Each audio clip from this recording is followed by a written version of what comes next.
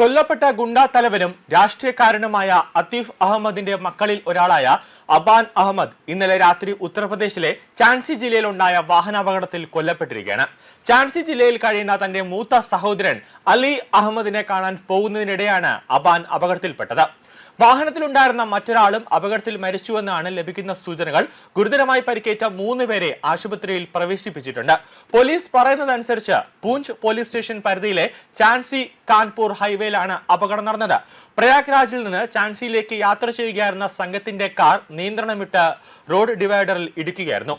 അപകടത്തിന്റെ ആഘാതം അതിശക്തമായിരുന്നതിനാൽ വാഹനത്തിന്റെ മുൻഭാഗം പൂർണ്ണമായും തകർന്നു പോയെന്നാണ് ഉദ്യോഗസ്ഥർ നൽകുന്ന സൂചനകൾ. അപകടത്തെക്കുറിച്ച് വിവരം ലഭിച്ചതിനെ തുടർന്ന് പോലീസ് സംഘം സ്ഥലത്തെത്തി രക്ഷാപ്രവർത്തനം ആരംഭിച്ചിരിക്കുകയാണ്. മരിച്ചവരെ പ്രയാഗ്രാജ് സ്വദേശികളായ അബാൻ അഹമ്മദ്, അസ്ആം എന്നിവരായി തിരിച്ചറിഞ്ഞിട്ടുണ്ട്. പരിക്കേറ്റവരിൽ മുഹമ്മദ് സെയ്ദ്, ഉമർ എന്നിവരും വാഹനത്തിൽ ഉണ്ടായിരുന്ന മറ്റൊരാളുമായി ഉൾപ്പെടുന്നുണ്ട്.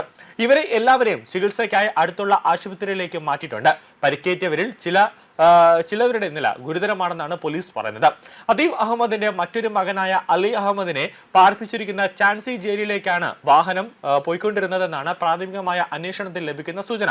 സുരക്ഷാ ആശങ്കകളും നിലവിലുള്ള നിയമ നടപടികളും കണക്കിലെടുത്ത് 2025 ഒക്ടോബർ 1 അലിയെ പ്രയാഗ്രാജിലെ നൈനി സെൻട്രൽ ജയിലിൽ നിന്ന് ഝാൻസി ജയിലിലേക്ക് മാറ്റിയത്. അപകടത്തിന്റെ കൃത്യമായ കാരണം കണ്ടെത്താൻ പോലീസ് കേസെടുത്ത് അന്വേഷണം ആരംഭിക്കുകയാണ്.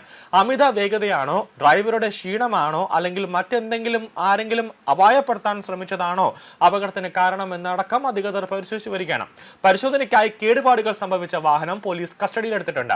ഉത്തർപ്രദേശിലെ ഉന്നത തലത്തിലുള്ള ക്രിമിനൽ രാഷ്ട്രീയ കേസുകളുമായി അഹമ്മദിന്റെ കുടുംബത്തിന് ദീർഘകാലത്തെ ബന്ധമാണുള്ളത്. മുൻ എംപിയും 5 തവണ MLAയുമായിരുന്ന അദീഫ് അഹമ്മദ് സഹോദരൻ അഷ്റഫ് അഹമ്മദും 2023 ഏപ്രിലിൽ പ്രയാഗ്രാജിൽ വെച്ച് പോലീസ് സുരക്ഷയിൽ കൊണ്ടുപോകുന്നതിനിടെയുണ്ടായ വെടിവെപ്പിൽ കൊല്ലപ്പെടുകയായിരുന്നു. 2005 രാജു പാൽ വധക്കേസിൽ പ്രധാന സാക്ഷിയായിരുന്ന ഉമേഷ് പാലിന്റെ കൊലപാതകത്തിന് പിന്നാലെയാണ് ഈ കുടുംബത്തിന് നിയമപരമായ പ്രതിസന്ധികൾ രൂക്ഷമായത്. ഉമേഷ് പാൽ വധക്കേസിൽ പ്രതിയായിരുന്ന അദീഫ് അഹമ്മദിന്റെ മകൻ അസദ് അഹമ്മദ് 2023 ഏപ്രിൽ ഝാൻസിയിൽ വെച്ച് ഉത്തർപ്രദേശ് സ്പെഷ്യൽ ടാസ്ക് ഫോഴ്സുമായുള്ള ഏറ്റുമുട്ടലിൽ കൊല്ലപ്പെട്ടിരുന്നു. ഉത്തർപ്രദേശിലെ ഏറ്റവും വിവാദ നായകരായ രാഷ്ട്രീയ നേതാക്കളിൽ ഒരാളായ അത്തീഫ് അഹമ്മദിന്റെ മകനാണ് അബാൻ. രാഷ്ട്രീയ വിജയവും ഗുരുതരമായ ക്രിമിനൽ ആരോപണങ്ങളും നിറഞ്ഞതായിരുന്നു അത്തീഫിന്റെ ജീവിതം. പ്രയാഗ്രാജിലെ ഒരു പാവപ്പെട്ട കുടുംബത്തിൽ ജനിച്ച അത്തീഫ് അഹമ്മദ് പിന്നീട് വൻ രാഷ്ട്രീയ സ്വാധീനമുള്ള നേതാവായി മാറുകയായിരുന്നു. സ്കൂൾ വിദ്യാഭ്യാസം പൂർത്തിയാക്കിയില്ലെങ്കിലും വർഷങ്ങൾ കൊണ്ട് വലിയൊരു ശൃംഖലയും സമ്പത്തും സ്വാധീനവും അദ്ദേഹം വളർത്തിയെടുത്ു.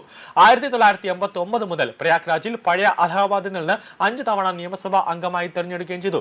2004 ഫുൽഫുൽ മണ്ഡലത്തിൽ നിന്ന് MP ആയും തെരഞ്ഞെടുത്തു. പാവപ്പെട്ടവരെ വിവാഹങ്ങൾക്കും ഉത്സവങ്ങൾക്കും വിദ്യാഭ്യാസത്തിനും സാമ്പത്തികമായി സഹായിക്കുന്ന ഒരു വ്യക്തിത്വമായ ചില വിഭാഗങ്ങൾക്കിടയിൽ അദ്ദേഹം പ്രതിച്ഛായ ഉണ്ടാക്കിയെടുത്തിരുന്നു. എന്നാൽ അദ്ദേഹത്തിന്റെ യഥാർത്ഥ സ്വഭാവം എന്താണ്? ഈ അത്തീഫ് അഹമ്മദിന്റെ കൊലപാതകം, തട്ടിക്കൊണ്ടുപോകൽ, ഭീഷണിപ്പെടുത്തി പണം തട്ടൽ, ഭൂമി കയ്യേറ്റം, ലഹരി മാഫിയ സംഘങ്ങളുമായിട്ടുള്ള ഡീല്, കള്ളപ്പണം വെളുപ്പിക്കൽ, പാകിസ്ഥാനിലെ ISAയുമായിട്ടുള്ള ബന്ധം, ദാവൂദ് ഇബ്രാഹിമായിട്ടുള്ള അത്തീഫ് അഹമ്മദിന്റെ ബന്ധം, ഇതെല്ലാം തന്നെ വലിയ രീതിയിൽ ഉണ്ടായിരുന്നു. കൂടാതെ UPയിൽ ഒരു നല്ല ഒരു ഭരണാധികാരിയെ ആ ഭരണത്തിലേക്ക് UPയെ ഭരിക്കാൻ കൊണ്ടുവരില്ല എന്നുള്ള ഒരു നിർണായകമായ ഒരു തീരുമാനം അത്തീഫ് അഹമ്മദ് എടുത്തിരുന്നു. അതുകൊണ്ട് തന്നെയാണ് അത്തീഫ് അഹമ്മദിനെ എന്നേക്കുമായി ഭൂമിയിൽ നിന്നും ഇല്ലാതാക്കാൻ ചില നീക്കങ്ങൾ നടത്തേണ്ടി വന്നത്. കൂടാതെ ഈ അത്തീഫ് അഹമ്മദിന്റെ നെറ്റ്വർക്കുകൾ പാകിസ്ഥാനിലും അതോടൊപ്പം തന്നെ ഇന്ത്യയിലെ മറ്റ് സംസ്ഥാനങ്ങളിലും ഉണ്ടായിരുന്നു എന്നുള്ളതാണ് ലഭിക്കുന്ന സൂചനകൾ.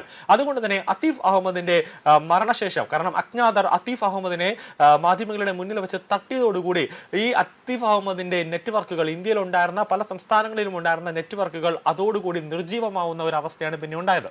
കൂടാതെ പലതരത്തിലുമുള്ള ക്രിമിനൽ കേസുകളിലെ ഒരു നീണ്ട നിര തന്നെ അത്തീഫ് അഹമ്മദിന്റെ പേരിൽ ഉണ്ടായിരുന്നു.